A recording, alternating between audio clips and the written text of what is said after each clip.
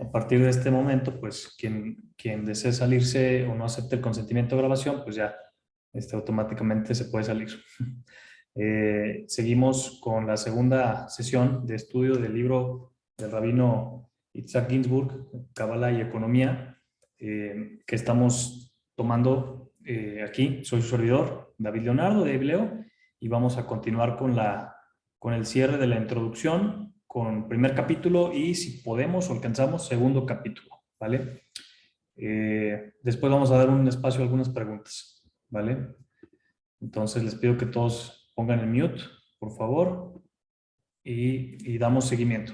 Efectivamente, como te lo comentaba mi querido amigo Eduardo, la literatura es bastante pesada porque efectivamente pues es un texto de sabiduría y los textos de sabiduría son normalmente escritos por sabios y para sabios. Entonces, uno normalmente necesita elevar al nivel de lo más que uno le permita a Dios o lo que uno pueda de un sabio para poder alcanzar a entender la intención detrás de lo que esta persona quería transmitir. ¿Sí ves?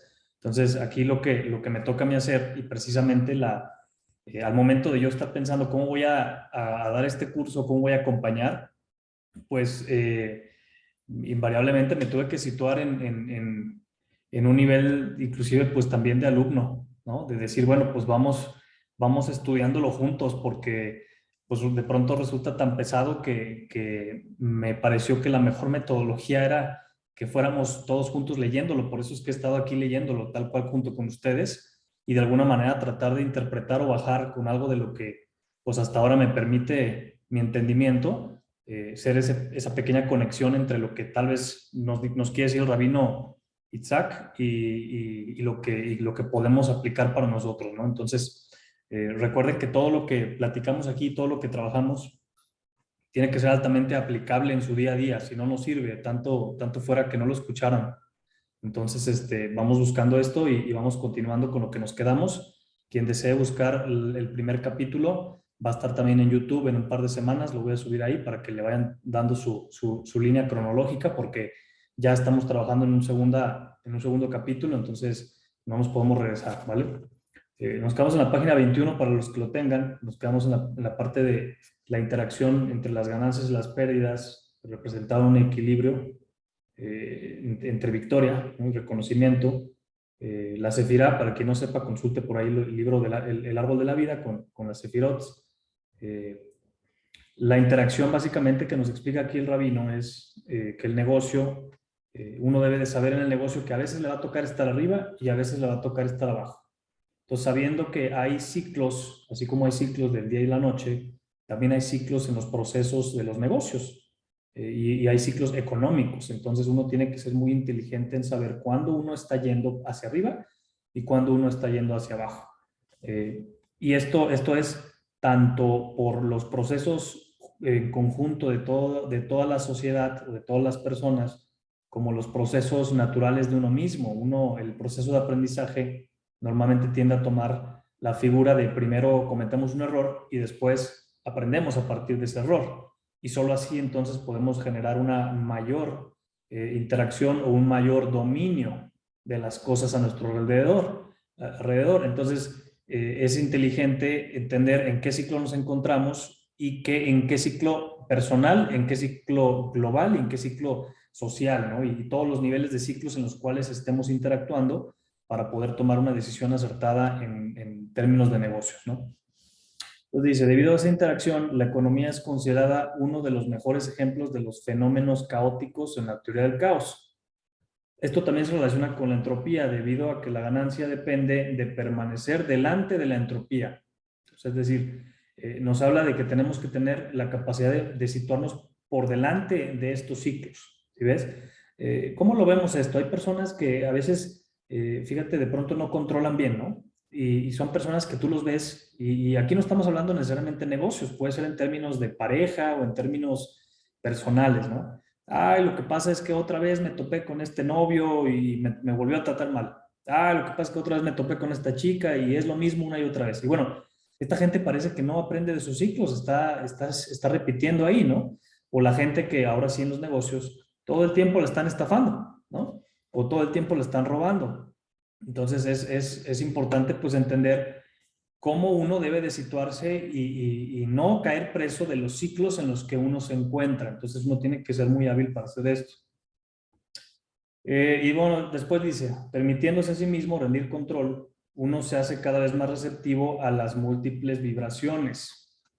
Hot es la raíz, ¿no? En el árbol de la vida, en la Sefirot, está arriba, y dice que la raíz es un eco, dice, resonando a lo largo de la realidad exterior. Entonces, esta resonancia, es decir, a veces uno está en este ciclo, está repitiendo estos patrones, y uno tiene que tener la sutileza y la inteligencia de poder entender esta vibración, es decir, estoy vibrando, estoy repitiendo, estoy en un ciclo, ¿no? Cuando uno tiene la capacidad de entender los ciclos en los que se encuentra envuelto, entonces uno debe de poder situarse por encima de estos ciclos. Haciéndonos más sensibles a las necesidades y derechos de los otros, desarrollamos la habilidad de hacernos eco de sus preocupaciones y hacer transacciones con ellos de buena fe. No solo entonces es que nosotros tengamos la capacidad de entender nuestras resonancias o de entender nuestros ciclos, sino que además el que es maestro se sitúa por encima de esos ciclos y todavía más, el que es todavía más maestro, además entiende que hay ciclos en las demás personas. Y esto es absolutamente importante. Lo vemos, por ejemplo, el día de hoy se anuncia que Twitter es comprado por Elon Musk, ¿no? Bueno, ese es un entendimiento muy alto que tiene esta persona de entender o de saber las variables macroeconómicas, las variables sociales, las variables políticas, los estados financieros, es decir, imagínate todos los niveles que tiene que entender esta persona para saber en qué momento hacer esa oferta, por qué cantidad y de qué forma, ¿sí ves? Yo ayer estaba viendo su plática en TED Talk, que fue este fin de semana, y él muy inteligentemente tiene un dominio muy alto de estos parámetros. Entonces, cuando uno logra controlar estos ciclos en los que uno se viene envuelto y además entiende los ciclos en los que uno, con los que uno resuena o con los que uno vibra o en los que los demás están inmersos, uno tiene la capacidad de alinear estas resonancias para poder salir victorioso en términos de negocio y en muchos otros. Solo aquí vamos a hablar de negocios. A ver. Vamos a pasar a la página 21. A través de cada acto de HOT, es decir, de vibración de la cabeza, se crea un recipiente, ¿no? Se crea un recipiente, es decir, cuando uno habilita este tipo de mecanismos, crea recipientes, ¿no? Capaz de recibir bendiciones, dice aquí. La palabra hebrea para la economía, calcala, es parecida de hecho a Kabbalah, no es curiosidad, para quien lo entiende, indica una habilidad de producir recipientes múltiples para recibir las bendiciones de la abundancia. Entonces, mucho el judaísmo trata de crear recipientes y estos recipientes uno tiene que ser muy hábiles para poderlos diseñar. Fíjense cómo hablamos de recipientes como un ente externo al propio. O sea, es decir, los vehículos de negocio son recipientes. Y estos recipientes reciben bendición, lo cual la bendición no necesariamente me refiero a bendición divina, ¿no? Sino, además de bendición divina, es bendición económica. Entonces, uno debe de ser muy hábil de crear estos recipientes que van a recibir ese tipo de bendiciones. Y crear ese recipiente, fíjense bien, implica crear un ente ajeno a uno mismo con un modelo creado por uno mismo. Es decir, una empresa, un vehículo, una estructura. Entonces, esa vasija o ese recipiente debe de ser capaz además de contener bendición. A veces, ¿cuántas veces nos vemos envueltos en negocios muy chiquitos o en negocios muy grandes? No sabemos diseñar y por lo mismo que comentaba ahora, no estamos ni siquiera conscientes de los ciclos en los que nos encontramos. Entonces, estamos apenas comenzando a lo mejor a plantar maíz y ya estamos pensando en cómo vamos a diseñar la nueva ola de transgénicos cuando estos dos están muy alejados. Es decir, son dos recipientes muy distintos que no sabemos diseñar bien. O sea, a lo mejor apenas estamos diseñando el recipiente para vender maíz nada más, ¿no? Voy a plantar aquí en mi patio un par de media hectárea, ¿no? O un cuarto de hectárea o una hectárea que tengo por acá. Pero es muy distinto eso a hacer una vasija, a lo mejor, sobre la cual yo no tengo dominio del ciclo, ¿no? Como lo es, voy a hacer mi propio transgénico, ¿no? A lo mejor no tengo ni siquiera dinero para registrar eso. Entonces, no hace sentido en este momento hacer este tipo de vasija. Entonces, uno tiene que ser muy inteligente para poder diseñar la vasija apropiada para la situación de vida que uno tiene, ¿no? A ver, dice acá también, el potencial de HOD hace que nos entreguemos, permitiéndonos mantener la vista puesta en los objetivos principales de la vida. Esto es importante también porque muchas veces cuando nosotros estamos buscando esta riqueza, nos perdemos en en la mera búsqueda de la riqueza. ¿Y esto por qué es conflictivo? Porque la riqueza no está diseñada para ser un fin en sí mismo. La riqueza está diseñada para ser un medio y tan no está diseñada para ser un fin en sí mismo que no podemos sostenerla por nosotros mismos. Necesitamos vasijas, necesitamos actividades, necesitamos estructuras empresariales, ¿no? Vehículos de inversión, vehículos operativos, vehículos económicos. Si no, simplemente pues la gente vendría y nos daría dinero por ser quienes somos, ¿no? Algunos a lo mejor sí lo pueden lograr, pero el objetivo no es per se tener dinero por tener dinero, sino es recordar cuáles son nuestros objetivos de vida y volver el dinero o la riqueza una parte de la fórmula para lograr aquello, ¿no? ¿Por qué es esto? ¿Por qué es más importante recordar este objetivo de vida? Bueno, porque es sencillo. Uno viene aquí a cumplir un objetivo, uno o varios objetivos. En medida de que nosotros cumplamos nuestros objetivos o busquemos cumplirlos y hagamos la riqueza parte del cumplimiento de esos objetivos, bueno, es en medida que alinearemos nuestra voluntad a la voluntad divina, si le querés decir así. Si no le quieres decir así, le puedes decir a la voluntad del universo o a la voluntad de la matemática, o como le quieras llamar, ¿no? Acuérdense que esto no es una clase de religión, es una clase aplicada de espiritualidad económica. Entonces, en este sentido, en medida de que nosotros alineemos nuestro objetivo personal con el objetivo que está diseñado para nosotros, será más fácil para nosotros fluir y será también, en medida de que podamos involucrar la riqueza dentro de ese sistema que hacemos o ese objetivo que tenemos, será muy sencillo hacer las cosas, ¿no? Esto lo vemos normalmente por ejemplo, hay personas que nacen con ciertas habilidades y ciertas bendiciones y deciden negarlas, ¿no?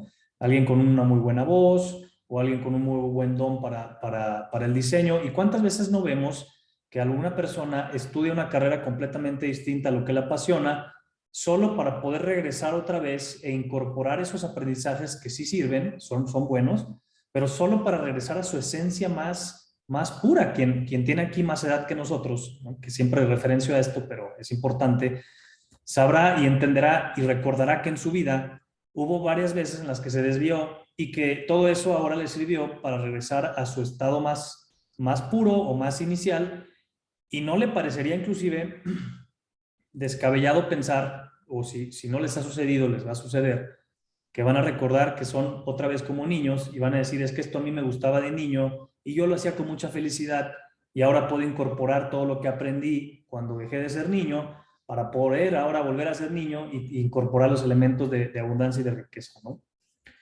Entonces, bueno, vamos a ver acá.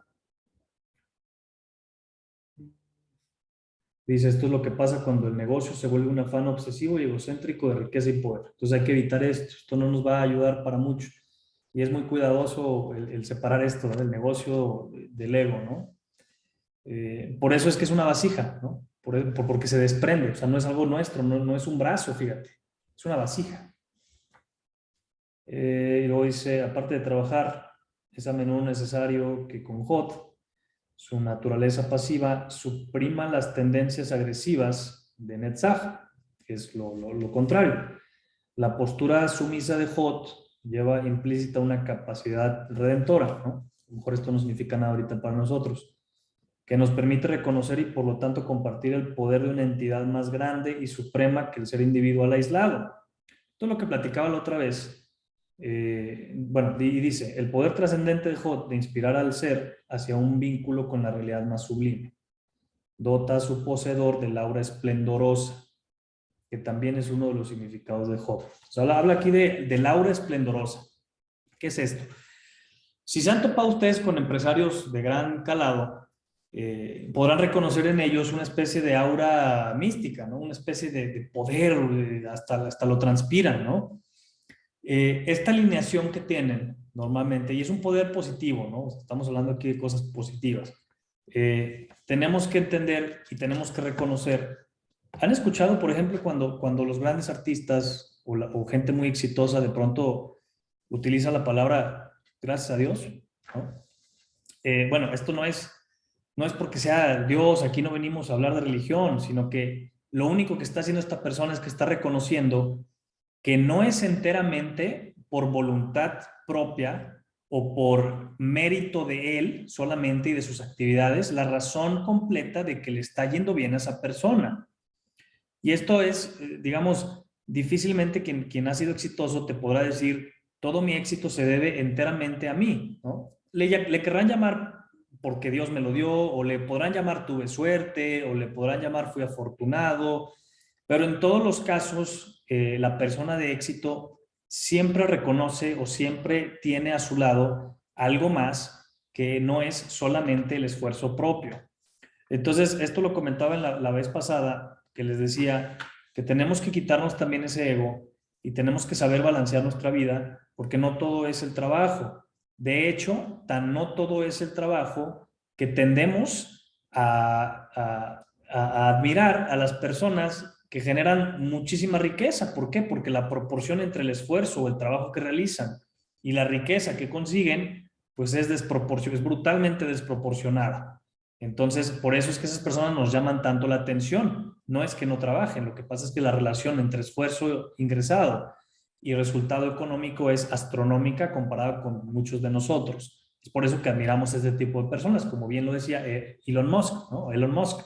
Entonces, el conjunto de variables que lo hicieron nacer en cierto lugar, tener ciertos padres, conocer ciertas personas, caer bien, o sea, es decir, inclusive la parte, fíjate, la parte emocional, o sea, ¿qué lleva a que alguien te caiga bien o que alguien esté pasando por alguna dificultad a la misma vez que tú estás pasando y por lo tanto vinculan de pronto durante un par de meses y eso genera un recuerdo positivo para la posteridad?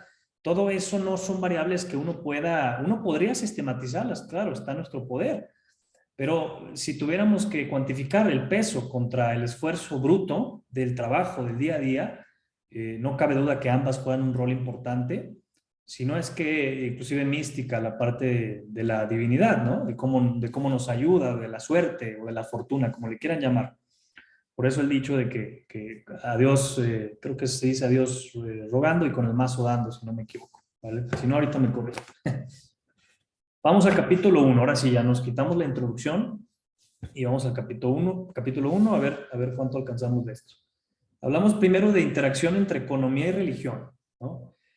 Voy a tratar de hacerlo rápido esto porque no es un taller de religión. Entonces dice, la siguiente exposición se refiere a temas que conciernen al mundo de la administración empresarial, vistos a la luz de las enseñanzas de la Kabbalah y el judaísmo, la tradición mística judía. Con este objetivo empleamos el método expositorio tradicional del discurso hasídico. Para fines prácticos es lógica judía o estudio judío de interpretación bíblica. Hay enseñanza, ¿no? Quien quiera me puede contactar y con mucho gusto estudiamos. Como un medio para llegar a ideas relevantes y profundos pensamientos relativos a cuestiones contemporáneas. A ver, siempre ha sido uno de sus postulados básicos que la realidad material que Dios trajo a la existencia posee grandes posibilidades espirituales que deben de ser aprovechadas para que la voluntad divina que hay dentro de la creación se vuelva manifiesta completamente. Esta parte de aquí, de nuevo, refuerza la idea de la identidad divina que nosotros vamos a buscar bajar a cada negocio. Ahora bien, ustedes dirán, bueno, pero pues es que son negocios, ¿cómo me estás hablando que identidad divina, espiritualidad, qué es todo eso? O sea, suena bonito, pero no le encuentro sentido. Bueno, lo que pasa es que a quien ya le ha tocado o a quien no, lo va a empezar a vivir. Cuando nos quitamos del tema del dinero o de la preocupación económica inmediata, de pronto empezamos a pensar en otras cosas. Entonces, cuando empezamos a pensar en otras cosas, caemos invariablemente en una situación en donde nos preguntamos, bueno, si yo ya sé cómo hacer vasijas y ya aprendí cómo hacerlo bien y cómo hacer los negocios, cómo dirigirme, cómo negociar, tanto da hacer un negocio que otro. Y la respuesta es sí, tanto da hacer un negocio que otro. O sea, es decir, ¿por qué no poner una llantera o poner un puesto de tacos o poner un puesto de mariscos? Realmente la pregunta no tiene una respuesta como tal 100% bien fundamentada, más allá de que a veces la gente dice, pues me gustó más. Y en este me gustó más, pues me latió. De pronto yace una profunda identidad del alma o del ser, ¿no? O sea, es decir, la persona de pronto encuentra muchísima afinidad con ese tipo de negocio específico. Y no solamente es porque le tenga una afinidad con el negocio porque hace dinero, sino que recuerda o trae a su presente todos los días que está haciendo esa actividad económica algo más profundo de su alma. Por ejemplo, el que hace tacos, a lo mejor comenzó porque simplemente él quería tener un momento para compartir con sus amigos por las tardes. Y entonces dijo, bueno, pues voy a poner mi puesto de tacos y así va a venir la gente, me va a saludar, voy a echar chisme. Y esa parte esa esencia de su ser que lo hace decir, yo quiero ser un referente, quiero ser un espacio, quiero materializar algo aquí en este mundo para los demás. Esa es la manifestación divina que él está aportando a este mundo. ¿Sí ves? Porque nadie haría una actividad solamente por el hecho de la parte económica. De hecho, o sea, estaríamos dispuestos a hacerla si tenemos otro tipo de necesidades más inmediatas. Pero nadie, teniendo la bendición económica, se quedaría en una actividad que detesta. ¿Sí ves? Asimismo, el de la llantera a lo mejor te lo puede decir, te puede decir, es que a mí me gustaba lo de las llantas y me gustaba los tamaños y me gusta ver cómo suenan y me gusta que la gente se vaya bien contento con la llanta que le vendí y esa es mi manera de dejar algo en este mundo. Entonces, a lo mejor eso inicia por la parte económica, pero invariablemente va a ir transformándose hacia la parte en donde la divinidad o la parte interna, la parte de la esencia se va a manifestar, ¿no? Lo vemos un poquito más claro con otro tipo de personas, ¿no? Y a lo mejor conferencistas o gente que está más en los servicios, ¿no? Gente que hace marketing o gente que hace programas, etcétera, ¿no? A ver, nos quedamos. Ok. Habiendo sido repatriados al lugar donde el cielo y la tierra han mantenido un diálogo eterno. Pues es decir, hay una esencia y hay una materia. Una materia. Y la esencia vierte y se manifiesta en materia. Entonces nosotros ayudamos a que esas esencias se manifiesten en materia, ¿no? Cuando hacemos, cuando existe la lealtad, por ejemplo, esa es una esencia intangible, ¿no? Es el cielo.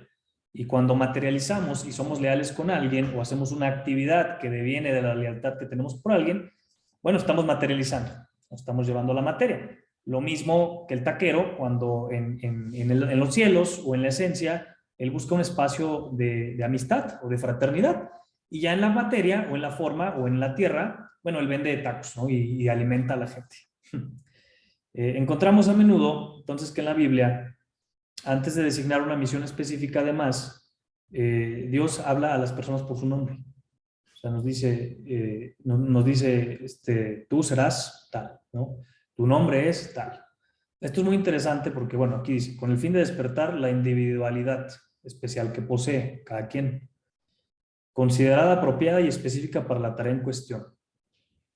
Entonces, esto es interesante porque invariablemente cada proyecto, cada actividad económica tiene su nombre. Y es importante, o sea, yo por ejemplo hago análisis cabalístico de los nombres de los negocios que voy a tener, porque cada uno tiene un peso energético en su tono, en su pronunciación, en su letra, en su ritmo. Entonces, no es que digamos que leamos el futuro a través de esto, sino que simplemente es importante darle el nombre a cada cosa porque de ese nombre va a conformarse. Entonces, hay gente que inicia negocios y no le pone nombre o es descuidada con el nombre que le va a poner. Bueno, ya desde ahí no estamos teniendo la atención de designar toda la fuente o toda la esencia que va a tener algo. Entonces, si ya desde ahí no estamos listos, pues cómo esperamos que lo demás fluya en la misma dirección, ¿no? Unos 10 minutos y me hace que nos vamos a quedar en el 1. Entonces nos dice,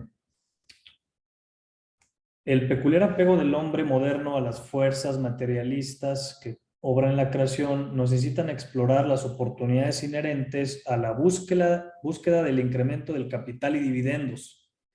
A pesar de que esto podría ser rechazado por aquellos que buscan en religión un respiro ante las obsesiones materiales de la vida, nuestra tradición, al menos en el tema judaísmo, nos enseña que no debemos de ignorar la experiencia colectiva de nuestra generación. Esto es importante porque nos dice, la riqueza y la abundancia no es mala, al menos no desde la perspectiva judaica, porque nos ayuda a materializar con mayor fuerza aquello que es nuestra esencia. Entonces, si alguno de ustedes o alguna vez han visto que de pronto, es que lo que pasa es que hay que ser humilde, pero ser humilde no significa no tener dinero. Entonces, hago es con este tipo de pensamiento que nos invita o que nos dice que para ser más espirituales tenemos que tener poco, porque no necesariamente es así. Cuando es dañino esta cuestión es cuando se distorsiona y se busca como fin mismo y se pone como un ente divino al dinero. Pero mientras el dinero nos ayude a completar y a maximizar los objetivos que tenemos en este plano, en esta tierra, el dinero va a ser siempre de ayuda, ¿no? Esto lo vemos, por ejemplo, cuando hay proyectos, de pronto, a mí, por ejemplo, con el fondo de inversión me toca ver N cantidad de proyectos. Y no saben, además de que la tasa de rechazo pues, es de muy alta, ¿no? O sea, 95, 99% de los proyectos van a la basura. Es muy claro para las personas cuando tú estás pidiendo inversión solo porque necesitas y quieres dinero y no porque realmente el proyecto merece tener una inversión. Porque cuando, o sea, es decir, es dicotómica la situación, ¿eh? Cuando el proyecto, lo único que le hace falta es dinero para materializar y para llevar a cabo lo que necesita hacerse, la situación se vuelve al revés. Uno como inversionista es el que está como perro detrás del proyecto, ¿eh? Y esto a veces es difícil de entender porque a veces buscamos hacer proyectos para conseguir dinero y no conseguir dinero para hacer proyectos. Entonces, cuando, yo lo que he visto, al menos en mi experiencia, normalmente, cuando un proyecto es bueno, el dinero le sobra, ¿eh? O sea, de hecho, lo que menos quiere la gente es recibirte dinero porque va a perder propiedad de la empresa y muchas veces los negocios chiquitos o la gente que está aquí, no me dejará mentir, los negocios que mejor les ha salido, los ha iniciado muchas veces sin inversión. Entonces, es importante no olvidarnos de que el dinero debe de ser, o la riqueza, Dios o la energía o lo que tú creas, quiere que tú tengas mucho dinero y mucha abundancia, porque con eso tú vas a poder materializar lo que tú necesitas hacer con mayor facilidad. Entonces, quitémonos estas ideas de que para estar en contacto divino es necesario no tener ni un peso. Dice, cualquier intento de legitimizar la inclinación del hombre hacia la búsqueda material debe ofrecer primero alguna justificación de la reducción del mundo y todo lo que contiene a una mera variedad de objetos cuantificables. Está pesado, ahorita explico esto. Esta lógica puede derivar de la tendencia cuantificadora de ver relaciones de volumen y evolución numérica entre objetos diversos y no relacionados. Tenemos una necesidad inherentemente humana de relacionar lo que vemos y de encontrarle sentido a todo. El mismo acto de contar genera de por sí una concordancia de esa relación al reducir las cosas a un valor igual a 1. Queremos ver cosas, ¿no? Una empresa, un producto, un servicio. Esta forma de encarar la experiencia a través de un mínimo común denominador. ¿Cuánto dinero tenemos? O sea, el dinero es un mínimo común denominador aritmético que nos permite evaluar la riqueza. Puede servir para confirmar la fuerza de la creación, que actúa uniendo todos los elementos discretos de este mundo a una fuente individual en la divinidad. Tal reduccionismo nos ayuda a descubrir la unidad fundamental subyacente y la interconexión de todas las cosas. Termino y explico. A la inversa, el que mide la realidad en términos puramente cualitativos puede en cambio perder esta percepción. enfatizando lo intangible y única esencia de las cosas. La mentalidad propensa a evaluar solo la calidad puede desarrollar un idealismo de tipo pagano, con lo cual todos los elementos están aislados de su propia inviolable y diferente individualidad. La orientación cuantitativa del pensamiento económico es la que acomoda la calidad dentro de un sistema al que también le concierne el beneficio, siempre en expansión, ¿vale? Puntos clave. La orientación cuantitativa y la orientación cualitativa. Tenemos dos juegos aquí, cantidad y calidad, ¿vale? Esto todo el que sabe conceptos económicos lo entiende. Solo que aquí lo estamos estudiando desde la perspectiva religiosa o espiritual o cabalística. El ser humano tiene dos polaridades en las cuales se evalúa tanto volumen como calidad. Y aquí es donde vamos a empezar ya con estos temas en la parte 2, que hablamos de participación, calidad y flujo.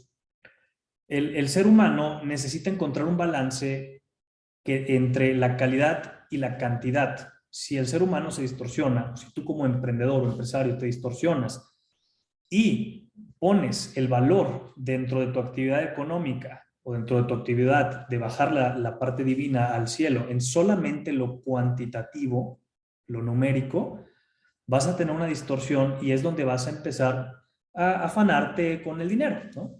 Volumen, volumen, más venta, más venta. Sin embargo, aquel que busca el beneficio o la calidad y el que solo está en el tema de la calidad también se va a perder. Este tipo de amigos que tenemos que solamente está pensando en la experiencia y en las cualidades no cuantificables.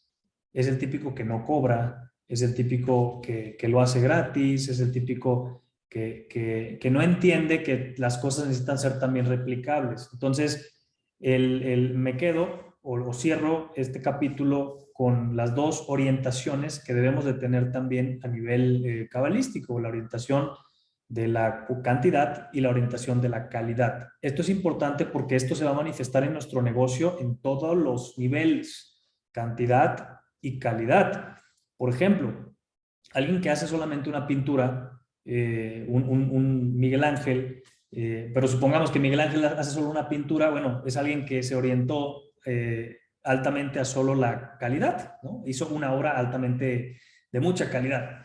Sin embargo, hasta Michelangelo o hasta Da Vinci hicieron cantidad, ¿sí ven? Entonces, buscó un equilibrio perfecto entre su calidad y su cantidad, ¿no? Cuando nos orientamos a cantidad, caemos en la frivolidad, en el egoísmo del dinero, y cuando nos orientamos a cualidad o solamente a calidad, nos orientamos solamente pues al tema detrás de, ¿no? El tema espiritual o solamente el tema no material. Entonces necesitamos tener ese balance, ¿vale? Con esto cierro y me gustaría saber si existen preguntas porque tenemos 2 minutos nada más. Nos quedamos con este segundo tema y pasamos al siguiente tema el siguiente lunes, ¿vale? ¿Alguien que tenga alguna pregunta que quiera aprovechar estos 2 minutos que quedan? ¿Cuál sería como un punto de balance? O sea, para que no te vayas tanto a la cantidad o la calidad. O sea, porque, o sea, en mi poca experiencia, o sea, se han habido momentos que nomás me enfoco en el dinero y sí lo genero, ¿no? Pero me voy hacia ese lado. Sí, O igual, de repente, si me voy más a disfrutar el momento o a hacer lo que he generado, me voy hacia ese lado y dejo de generar. así es. Gracias por la pregunta. Es muy interesante. Pienso que no va a alcanzar el minuto. Si alguien tiene más preguntas, ponga la manita y les mando otro link y continuamos con las preguntas para no cortarles el rollo. Mira, Carlos, el tema es, mira, sabes que no me va a alcanzar, me extiendo mucho. Les mando otro link y nos conectamos, ¿vale? Con esto cerramos esta sesión y pasamos a preguntas y respuestas.